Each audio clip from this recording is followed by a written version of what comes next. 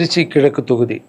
So நிறைய பேர் இடத்துல பார்த்தீங்கன்னா திருச்சி தொகுதியில் லாரன்ஸ் மாஸ்டர் நிற்கிறாரு. நிறைய பேர் அண்ணா நீங்கள் வாங்கண்ணா, நீங்கள் வந்தால் நாங்கள் ஓட் போடுறோண்ணா, வெல்கம்ண்ணா இதெல்லாம் சொல்கிறீங்க. நான் ஷூட்டிங் போகிற இடத்துல நான் ஏதாவது ஆஃபீஸ் போனால் கூட வாங்க எம்எல்ஏ சார் திருச்சி தொகுதியில் நிற்கிறீங்களா, எல்லாரும் சந்தோஷமாக கூப்பிட்டீங்க, அன்பாக கூப்பிட்டீங்க. உங்கள் அன்புக்கு எல்லாருக்கும் நன்றி. பட் அது எது தர்மம்னு ஒன்று இருக்குல்ல, என் மனசில் இருக்குதான் நான் இன்றைக்கி சொல்லிடுறேன். நான் திருச்சி தொகுதியில் நான் வந்து நிற்கணுமா, இல்லை விஜய் சார் எப்போது ஹீரோ ஆனாரோ அப்போத்துலேருந்து ஒருத்தர் போஸ்ட் ஓட்டியிருப்பார்ல, அதுக்கப்புறம் அவர் அரசியல் ஸ்டார்ட் பண்ண அப்புறம் அந்த அரசியலுக்காக உழைச்சிருப்பாங்கல்ல, அவர் ஆரம்ப ஸ்டேஜ்லேருந்து வந்தவங்களாம் இருப்பாங்க, அவங்க வரணுமா நான் வரணுமா? விஜய் சார் வீட்டில் இன்னும் எத்தனை பேர் திருச்சிக்காக வெயிட் பண்ணிகிட்டு இருக்காங்களோ நம்மளுக்கு என்ன தெரியும்? அது விஜய் சார் டிசைட் பண்ணணும். விஜய் சார் யார் நிற்க வைக்கிறாங்களோ யார் வேணாலும் ஜெயிப்பாங்க. ஏன்னா விஜய் சார் முகத்துக்கு தானே ஓட்டு விடுது. ஸோ அந்த இடத்துல போய் நான் போய் நிற்கிறதுன்றது அது தர்மமே இல்லைல்ல. யாரோ ஒருத்தர் விதை போடுவாங்க, அங்கே செடி முளைக்கும், அதுக்கு வேலி கட்டுவாங்க, அதை பாதுகாப்பாங்க, ஒரு மரம் ஒன்று வரும், அந்த மரத்தில் ஒரு பழம் வரும், அந்த பழத்தை நான் எடுத்து சாப்பிட்ணுமா விதை போட்டவங்க சாப்பிட்ணுமா?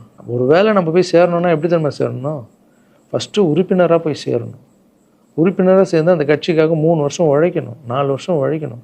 கட்சியுடைய எல்லா நலத்திட்டங்களையும் எத்தனை போய் வெளியே சொல்லணும். கடமையை செய் பலனை எதிர்பார்க்காதன்றது தான் என்னுடைய கோட்டை. உழைக்கணும். அப்புறம் கட்சி மேலிடம் பார்த்து சிஎம் பார்த்து நல்லா உழைக்கிறாங்க ஒரு போஸ்ட்டு கொடுத்தா அந்த போஸ்ட்டில் நம்ம இருந்து என்ன பண்ணணுமோ அதை பண்ணணும். அது தர்மம். நான் ஃபஸ்ட்டு என்னுடைய நிலைப்பாடை சொல்கிறேன். நான் எதுக்கு அரசியல் வந்திருக்கேன், ஏன் வந்திருக்கேன், யார் கூட போக போகிறேன் அப்படின்றத இன்ஃபார்ம் பண்ணுறேன். ஒரே ஒரு விஷயம் அவர்கிட்ட ஹெல்ப் கேட்க போகிறேன், எனக்காக இல்லை.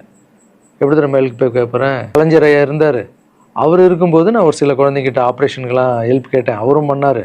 அதுக்கப்புறம் உதயநிதி ஸ்டாலின் சார் அவர்கிட்ட இப்போ தான் லேட்டஸ்ட்டாக ஒரு 2 மாதத்துக்கு முன்னாடி என்னுடைய மாற்றுத்திறனாளி பசங்க மல்லர் கம்பம் கற்றுக்கிட்டாங்க. மல்லர் கம்பம்னா ஒரு கட்டையை வச்சுட்டு அதுக்குள்ளே டான்ஸ் ஆடுறது கஷ்டப்பட்டு கற்றுக்கிட்டாங்க.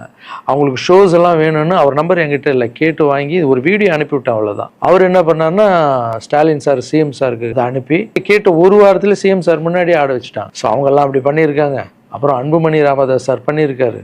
நிறைய குழந்தைங்க ஆப்ரேஷன், அவர் ஹெல்த் மினிஸ்டராக இருக்கும்போது, நீங்களே நடிகராக இருக்கும்போது நான் ஒரு குழந்தைய கூப்பிட்டு வந்தேன், நீங்களே உங்கள் சொந்த காசை போட்டு ஆப்ரேஷன் பண்ணி அந்த குழந்தைய காப்பாற்றி கொடு. நடிகராக இருக்கும்போதே ஒரு குழந்தைய காப்பாற்றிங்க, இப்போ சிஎம் ஆகிட்டீங்க, தைரியமாக அந்த உரிமையோடு கேட்பேன். ஒரு 1000 குழந்தைங்க பண்ணு, 1000 நீங்கள் நினச்சா என்ன வேணால் பண்ணலாம் உங்கள் மினிஸ்டர்ஸ் கிட்ட சொல்லி.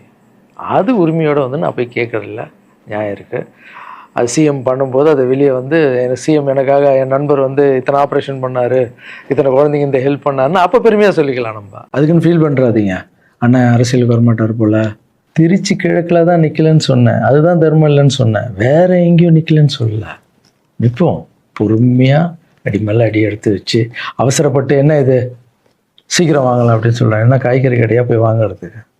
இவ்வளோ நாள் நம்ம உழைச்சி காப்பாற்றி வச்ச பேரெல்லாம் ஒருத்தருக்கு போய் சரண்டர் பண்ணிவிட்டு அவங்களுக்காக உழைக்க போகிறோம்னா அங்கே நம்மளுக்கு சீட்டு வேணாம், எதுவும் வேணாம், மரியாதை.